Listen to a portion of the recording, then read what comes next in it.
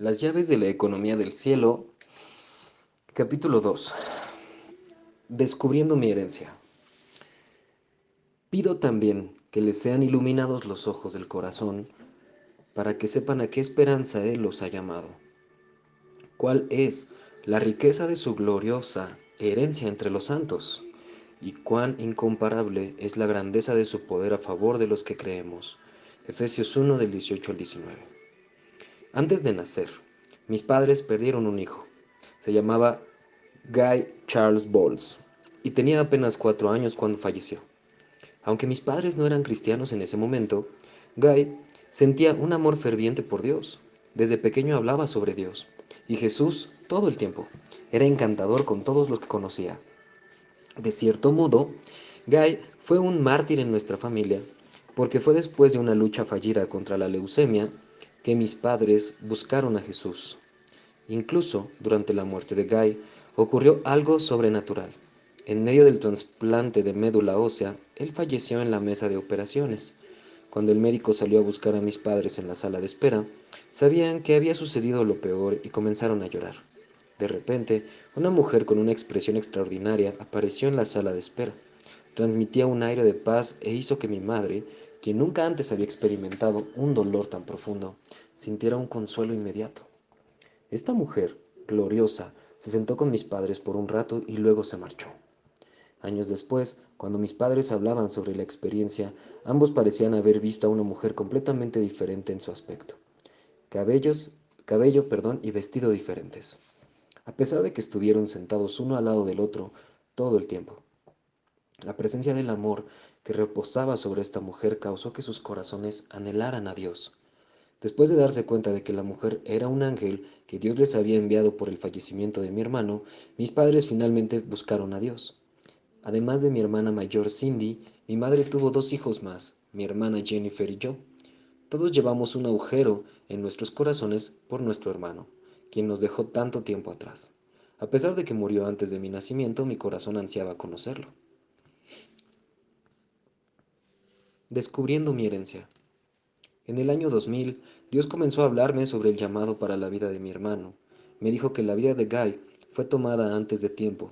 Esto confirmó algo que había en nuestros corazones, porque siempre había sentido que él debería seguir con vida.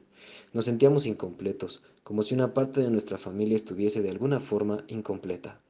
Dios me reveló que había una herencia que yo recibiría, era el llamado que habría seguido Guy. Ahora Dios me pedía que lo reclamara como mío. Vi una imagen en la que sostenía en mis manos un boleto de reivindicación de las cosas que Jesús había planeado para que mi hermano hiciera en la tierra. Comencé a pedir esa herencia de un destino y un don. Al hacerlo, Dios sanó el agujero en mi corazón por mi hermano y engrandeció mi corazón para que pudiera recibir el amor y el llamado que Guy hubiera seguido. Varios años antes, un hombre profético que no sabía sobre mi hermano me había dicho lo mismo, pero esto nunca me llegó al corazón y tuvo sentido hasta ese momento. Durante la época en que Dios me aclaraba estas revelaciones sobre mi hermano, fui a visitar a unos amigos en California, mientras mis padres, por su lado, habían estado visitando a unos amigos en el estado de Washington. No habíamos hablado por varios días, pero Dios los puso en mi corazón. Una noche me acosté temprano y tuve un sueño poderoso con ellos, que sentí que duró toda la noche. Fue un sueño en donde mi hermano era alguien simbólico para nuestra familia. Un sueño con la resurrección de Guy. En mi sueño observaba a un encargado de mantenimiento cortando el césped en un cementerio del estado de Washington. Pasó por una tumba que estaba completamente excavada y un niño pequeño estaba de pie junto al ataúd abierto. El cuidador, asustado, preguntó: «Niño, ¿en dónde están tus padres?». Pero el niño no lo sabía. «¿En dónde los viste por última vez?». «En el hospital», respondió el niño. «¿Cómo te llamas?». Nervioso le preguntó el cuidador. «Guy Charles Bowles», respondió el niño. El cuidador miró la lápida y notó que el nombre del niño estaba grabado en la lápida. «En el mundo físico, mi hermano está enterrado en el estado de Washington, tal como en mi sueño». «Qué chistoso jovencito», dijo el cuidador. «¿Dónde están tus padres?». Comenzó a mirar a su alrededor frenéticamente, preguntándose quién haría que un niño hiciera esta broma. Pero no era ninguna broma. «No sé dónde están, pero yo estaba en el cielo con Jesús y él me pidió que fuera a mis padres porque me necesitaban», respondió el niño. La expresión del cuidador revelaba su susto y asombro. No sabía qué hacer, por lo cual llevó al niño a su oficina y le indicó que esperara mientras pedía ayuda. El cuidador no sabía a quién llamar, así que marcó cero para hablar con la operadora. Se oyó la voz de una mujer por el auricular, y cuando comenzó a contarle lo que había sucedido, ella proclamó: Dios lo levantó de entre los muertos. Debo hallar a sus padres. Alabado sea Jesús. El cuidador no se esperaba hablar con una cristiana. Esto fue demasiado para el pobre hombre, que se desplomó en la silla mientras ella se comunicaba con los padres. El paisaje cambió y vi la casa de mis padres en Kansas City. De repente sonó su teléfono. Mi mamá estaba en la cocina y mi papá en la sala de estar. Mi papá respondió el teléfono junto a él. ¿Habla Larry Bowles?, preguntó una mujer. Él respondió que sí. ¿Tuvo un hijo que falleció a los 4 años?, le preguntó. Sí, replicó. Su primogénito había fallecido a una edad muy temprana. No sé cómo explicarle esto, dijo, pero tenemos a su hijo en el teléfono. ¡Está vivo! Mi papá, incrédulo y enojado, le preguntó: ¿Es acaso esto una broma de mal gusto? Hace años que falleció. Ella le aseguró que no era ninguna broma ni un chiste. Pero aún así, mi papá estaba a punto de colgar cuando escuchó una vocecita. ¿Papi? ¿Papi? ¿Eres tú? Vi el rostro de asombro de mi papá y cómo comenzó a latir su corazón roto. Era aquel hijo que había perdido. Reconocía su voz. ¿Guy?, preguntó perplejo. A estas alturas mi madre, quien había oído la conversación, levantó el auricular de otro teléfono de la casa. ¿Quién habla?, preguntó. Escuchó la risa de ese hijo que hacía tiempo había muerto y ésta le penetró el corazón. ¿Guy?, le preguntó ansiosa. Sí, mamá. Jesús me ha devuelto a ustedes. Estoy vivo. Mis padres y Guy comenzaron a llorar juntos. No existió jamás un reencuentro más feliz que este. Desperté de mi sueño, llorando intensamente, por la imagen mental vivida de mis padres llorando al escuchar la voz de su primogénito una vez más. Dios mío, ¿qué es esto?, le pregunté en medio de mi llanto. En mi espíritu oí cuando me respondió: Llevaré a tus padres hacia la región noroeste de los Estados Unidos. Cuando vayan, todo lo que les he prometido, que ahora parece estar muerto y enterrado, será resucitado. Se realizará el propósito pleno de sus vidas. Una unción de resurrección. Me quedé asombrado por esta revelación y por la forma como me llegó. Mis padres son cristianos maduros a quienes se les han hecho muchas promesas, por muchos años. Creyeron que Dios los usaría de una forma importante para su reino, pero a medida que los años pasaban, cada promesa parecía alejarse cada vez más. No estaban desperdiciando el tiempo, bajo ningún aspecto, pero ciertas promesas jamás se les habían cumplido y era necesaria la mano de Dios para que pudieran cumplirse. Mis padres pasaron muchos años en la Fuerza Aérea sirviendo a Dios y a su país. Mi padre es un coronel retirado de las Fuerzas Aéreas de los Estados Unidos y mi madre y él ya se sentían de edad mayor. Tiempo atrás habían renunciado a la idea de ir a las naciones, habían descartado sus anhelos de llevar sus escritos, canciones y dones de sanidad por distintos lugares. Ahora Jesús resucitaría sus llamados y promesas. Haría una comparación entre el destino de sus vidas y el hijo preciado que habían perdido. Ellos experimentarían la resurrección de algo que había muerto hacía mucho tiempo, y Él lo haría mediante su poder y voz de mando. Esperé hasta llegar a casa desde California para relatarles el sueño. Les conté que Dios haría que se mudaran de nuevo al noroeste para que reivindicaran su herencia plena. Lloramos juntos mientras les contaba cómo Dios les encomendaba este llamado, del mismo modo en que le había encomendado a Guy sus corazones. El efecto de mis padres por el llamado de Dios para sus vidas sería tan real como si Guy hubiese resucitado y estuviese de pie con ellos.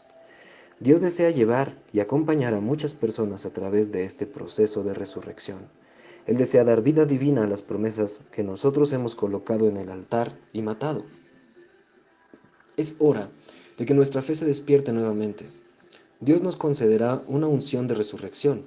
Primero lo veremos aplicado a los sueños que han muerto y terminará en una manifestación de una unción de resurrección verdadera. Reivindicación de mi herencia espiritual.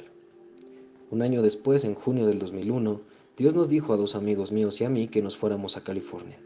Me emocionaba volver a mi tierra natal porque siento un gran amor por ella. Un gran amigo mío, Jill Austin, iba a hablar en una conferencia en Lancaster y me preguntó si quería ir. Instantáneamente oí al Señor. No tenía otra opción. Tenía que ir. Llamé a mis padres y me enteré de que irían a Spokane, en Washington. Les pregunté cuándo salían y resultó ser la misma mañana en que yo saldría a California. ¿A qué hora se van, mamá?, pregunté. En el vuelo de las 9:30 por Southwest Airlines, me respondió.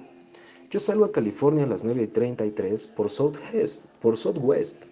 Dios me estaba diciendo que vaya a buscar una herencia de promesas, pero no sé por qué ha elegido el lugar a donde vamos.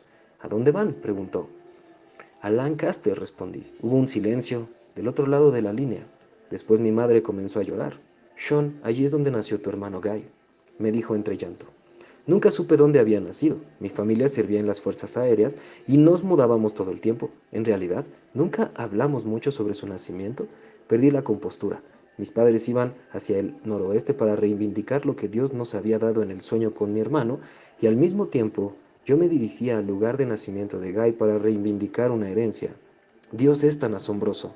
Por eso, aquella mañana de julio en 2001, me emocioné que mencioné en el capítulo 1, comprendí por qué Dios mandó al ministro de Finanzas a visitarme mientras me hospedaba en Lancaster.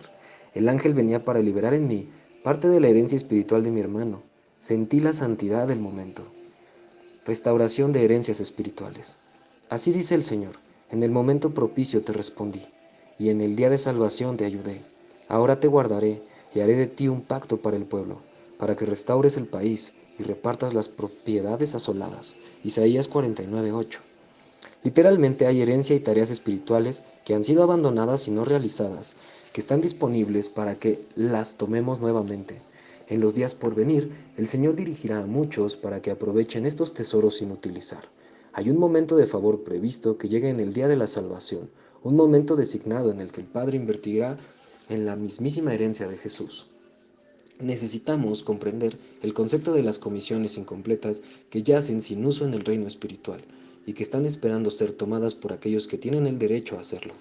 A veces estos mandatos están incompletos porque la persona muere prematuramente, otras veces la persona que caminaba junto al Señor cae en el pecado o en la desobediencia y deja una tarea inconclusa.